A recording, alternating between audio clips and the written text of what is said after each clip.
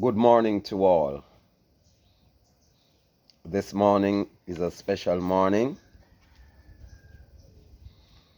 coming to you live and direct from the space of one of the world's junior's prophet. We will withhold his name just for a moment, but as you can see, he's on screen with you just now. Now, the People's Progressive Science endeavored to bring across these type of people to you for only one common reason: to bring you to the awareness of the origin of things. This man may be small in stature, but deeper and bigger than you think. And as we go to our little chit chat this morning, and we call it the breakfast hour, which you can get your daily food. And remember, from a biblical perspective, it said, man shall not live by bread alone, but out of the word that committed out of your mouth. Now, the food you intake is a very, very, very important thing, because in life today, all we need to be right with nature, live right, eat right. And that is what this man is advocating. Good morning, sir. Good morning, and good morning to your YouTubers. It's a pleasure being here. Yeah. What was the questions you want to ask? This is like a morning breakfast routine for me. I have people who come by and have some of the spiritual food that been given from our prophets from a very ancient time, and we are here being a part of it. Because what I do know and understand that the African God and the African spirituality is not about nothing that the world is looking forward to. Because God, as they think, or whoever entity they want to put it, doesn't require the flesh of man, the clothes and whatever they think. It's all Mother Nature and Father Nature. And the only parts of human being that has any relevance, any value, is the spiritual parts of it that is inside. I don't know what they want to call it. They want to call it the Trinity.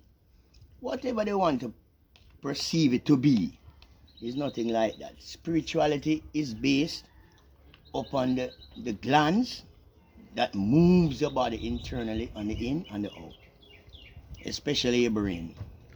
So this is the most important part. That's why they used to mummify people's brain in Egypt.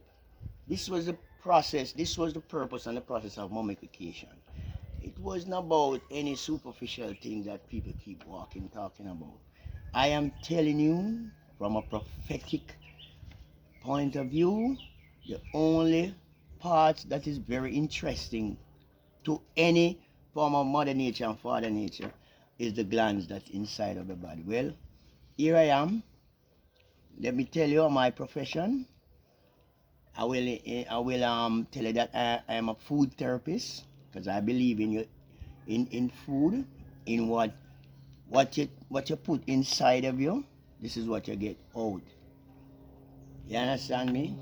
I eat to live. I don't live to eat.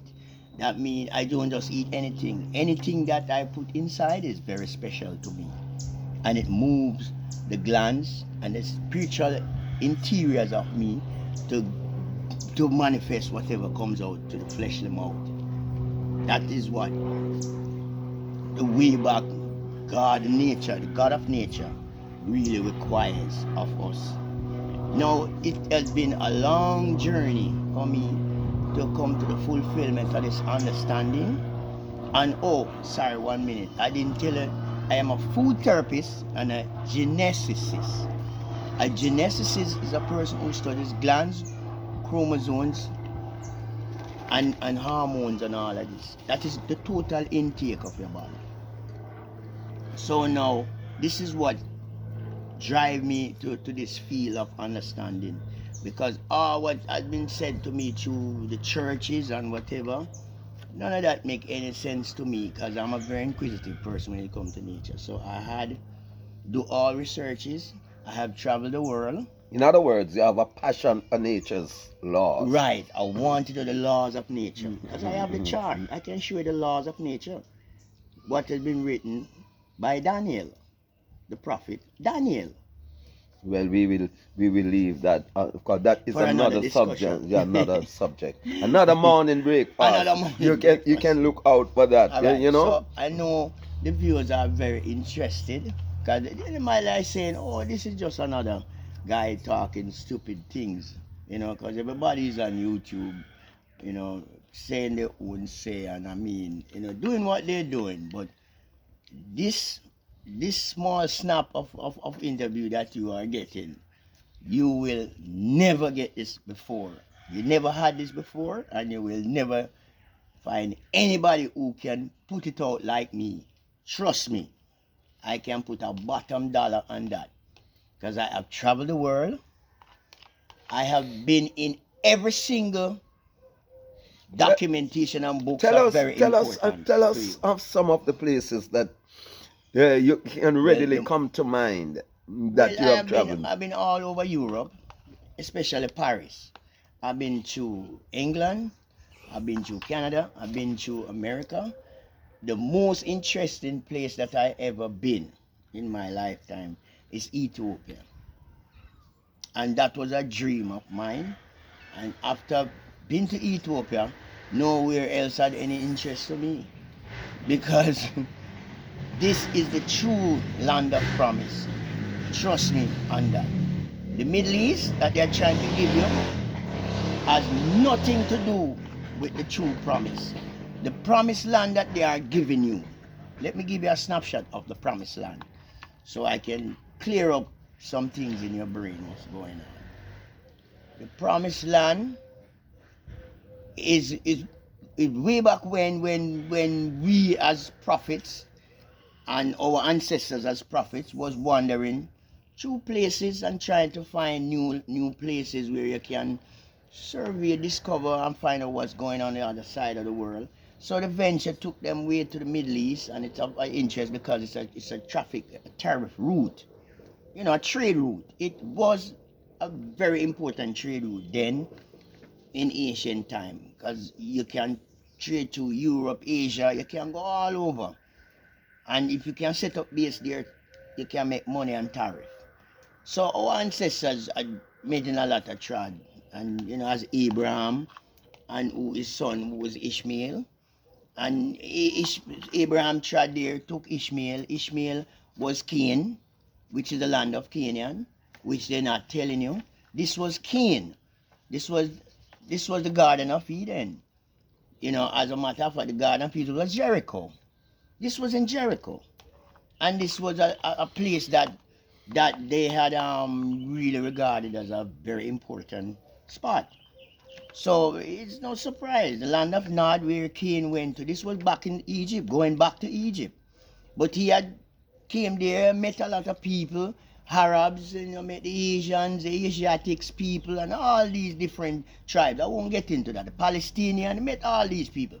So this is a documentation of the historical part of Gath, who was Palestine, Jericho, and Samaria, all these places. Well, I won't bore you with all of that, because all of that is just making up a lot of different book stories, and so it can fill up the gaps. So you said that Ethiopia is the most It's interesting, the most of interesting them, place that I ever been to. of them all. But what well, you have mentioned what you have seen there, and the existence of Abraham and No, Ishmael. hold up. Let me finish. This piece is very important. This is the gravy. This is the gravy, like the food that you're eating. This is a part of the gravy that you didn't get. Now, Cain and Abel, who was his brother from Abraham. Now, this Cain was the same Ishmael They change the name due to places to move you away from the interest. So you cannot define the people. So this Cain that you hear in the Garden of Eden with Cain and Abel and all of this, and he killed his brother and ran to the land of Nod, that I was trying to explain, back to Egypt. So this is our ancestors treading from Egypt, because Ishmael was a king in Egypt also. He was a pharaoh. So he owned many lands and as a king from different places. So Palestine was his. Canaan, the land of Canaan, was belonged to Cain. So now, when Cain came back to Egypt, he was just looking for a place to take the people after the disruption and the misery of the Exodus, and take them back, the Asiatic people and all these Grecian people, to take them back to somewhere where he had provided. This is his. Capture land, different places. This is African who took these places. So now, carrying them back to Canaan, the land of Canaan. This was just an exodus of these Asiatic people who had mixed with Africans. So the Africans just by coincidence got mixed down there in Palestine. But Palestine was not the promised land for black people. This was a promised land for the Asiatic people and the people who got mixed with a little blackness inside of them, and they have nowhere to go and don't understand their heritage. You know, you can't go with your mother who mixed with a Jew or an Asiatic and go back home with her if you want to. You understand me? But Africa is sort of black supreme people from ancient of days. So going back, so the people who are worrying about the Israelites and the slavery that they're going through, this has nothing to do with black people. It's not no promised land for us. Stick up in. That leads me to ask this question. Yeah. While you were in Ethiopia, have you ever gone to any institute of learning to learn all these histories? Oh yeah, you have the School of Kemet. The School of Kemet in Egypt. This was a technological school that took students from everywhere, all over the diaspora, but people don't ever talk about it. And Ethiopia was a learning center where most of the prophets came from, because all the prophets, you have to be ordained through the Ethiopian Orthodox Church to be a prophet. If you are not ordained, as I say again, quote, if you are not ordained through the Ethiopian Orthodox Church, you are not recognized as a prophet by the spirituality of being a prophetical person who can tell the future. Because being a prophet, you can tell whatever a person is going to say before they say it, and you can know what's going to happen before. Past, present, and future belong to you. In your opinion, who controls the prophet? The prophets are controlled by these learned men who, from ancient of days, had learned the spirituality of the innermost system of your body. So you said nature. And nature, put it together. nature produced they learn by nature. Nature learn produced as they go along. And then follow the stars and practice the stars. Can you be trained to be a prophet? Of course, because I've been trained. But then this is why I'm not giving myself that recognition of replacing any prophets, because after the perfection of the reading of the stars and the polar entrance, knowing from the beginning of celestial realms of knowing, you can't replace these people. That's why I have to be a junior prophet. I know what they did, and they taught me everything. I've been taught this. The internal parts of your body. I asked if you have gone to a learning institution or nature teaches you. No, I have been through the initiation of the Ethiopian Orthodox Church. Yes. I've been ordained. Stick up in. Let me show you a picture of my ordination. Hey, So then, him gone with more proof, not an easy soul, right? He will find answer to all the questions you ask. That is the reason why this interview is so important. What I want you to do is to watch for this interview on a daily basis as I slipped up here for my morning breakfast. This is so delicious. all right, here I am again. This is a picture of me. you can. This is my ordination to the Ethiopian Orthodox Church. That's me. This initiation is very, very important because as a Orthodox priest, you are not assigned to any special religious order because your order is the world order. Your order is the world order by nature. So you are a part of all churches, and the meaning of Orthodox, because a lot of people don't even know, Orthodox meaning is a continuation of the worship of Christ. Christ was the first ordained priest and the first one to understand this spirituality of the innermost body and the innermost temple of Egypt. The innermost temple, that is the name of this temple. When you come down to the secrecy, I've been sworn to a lot of secrecy that I cannot explain to you now, but it is there. If you wouldn't understand that every intricate gland in your body, you only have 12 most important glands that control the spiritual entity of your body. 12. These 12 glands, you have 7 in your head and 5 in your body, from your thyroid gland here down to your reproductive organ.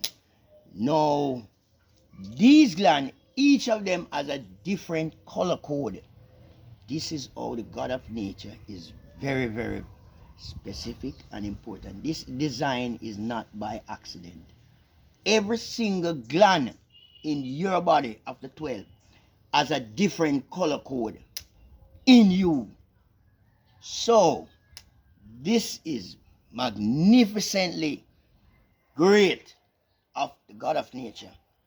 And if you can control these 12 glands with their plant extract, you can open and close everything in your body. You can discern the prophetical word. You can know before a person even talk, you can know what they are about to say. And it happened to me. And when the first initiation, after you eat of that food, there you find something like a switch being turned on in your brain like this, and then you start to go anti-clockwise when your body come to that purification. Because first of all, I have been lucky enough that I never eaten meat before in my life, because my parents never feed me meat. And remember, they was not involved in no Orthodox work. She's just a Christian lady, and she just believe in vegetarian life, and she just never fed us meat. You know, my father would eat some chicken and maybe try to cook and try persuade us, and my mother would take the pot and throw it away. That's how serious she was about she loved Jesus. She would die for Jesus, and that's what she did. So tell us about the changes then from that culture. Does it comes naturally? To me? Yes, where you after you becomes a grown man under your own control. After I had the consciousness of going to church and all this, you know, I took up studies further, you know, knowing the sacrifice that my mama has been making. You know, I said there is something, and she's so worried about knowing Jesus and trying to understand our destiny. And so I said, well, let me help her. Let me try to make a journey easier for my mother. So, you know, I would do studies all over while I'm in the States or anywhere. I would always try to get to the library, and I would try to get to books and things that I even been to library where they have forbidden books. You know, I'm like, what's in this book that is forbidden, what we can't see? When you go there and they have to open a vault to give them a portion of your IDs, and you sit down in a special corner, and they would bring you this book, and the security would stand over you. I mean, all of this is ludicrous. And then when I took the book and opened the book, lo and behold, it has only codexes in it with a couple pictures of Aztecs and, you know, Guatemalan people and the Mexicans, and show you the god of this and the sacrifice and all of this. Nothing in it that can give you any clue to what you really need. So I'm like, what is forbidden about these books? But you have to be reading the codexes. You know, at that time I couldn't read the codexes. I could read pictures. Because, you know, at that time I was close in finding Jesus. Because I wanted to find him to give my mother that power. Because I Have had you ever found in glimpsed Moses. him? Have you ever gone close I to have Jesus? many pictures of Jesus. No, well, during my time, I didn't get a chance to see him, but I had seen Moses.